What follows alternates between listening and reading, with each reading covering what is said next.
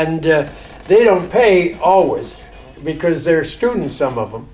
And so I went down and interviewed, and they put me in a movie. I played a professor. Some kids there waited till I get done and said, "We're filming a movie. Would you be in the movie?"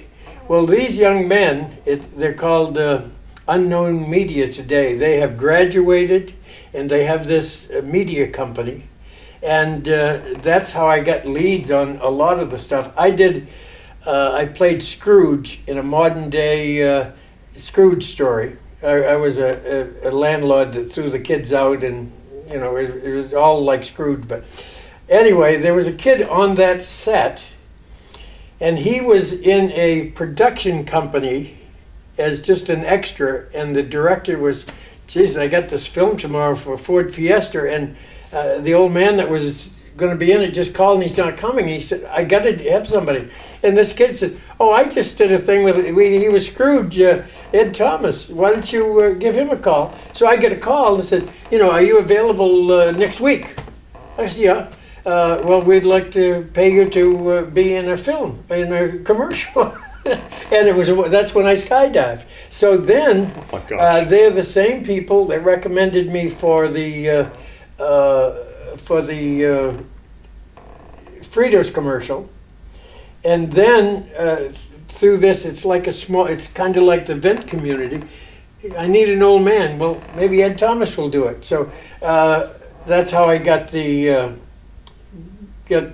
bit for Jamie Foxx show. That's how I got the bit for the Rob Snyder show. Somebody would call and say, "Hey, they're looking for people for this," and a lot of independent films, they pay pretty well. And I think I was murdered 3 times last year. One time I went to the studio at 6 in, and I didn't get home till 6 the next morning. Well, wow. I'm an old man. I go to bed at 10 o'clock at night. And your wife's going, "Where were you?" Yeah.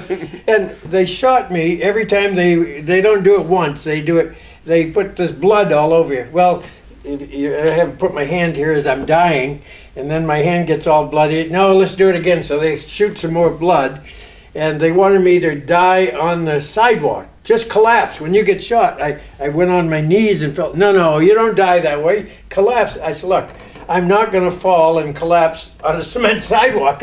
I'm too old for that." So they ended up shooting me in the car, and I leaned over, and my head's on the horn. You can, as the camera fades. So I'm on my way home. And he used to come back to the studio and would clean you up because I'm covered with blood all over the place. And I said, "I'm just going to go home. I'll clean up at home." On the way home, I had to go to the bathroom. I started to get out to go to McDonald's, and as I stepped out of the car, I realized I'm not going to make it to the men's room and back before they call the police, because it looks like I've been in one hell of a shootout.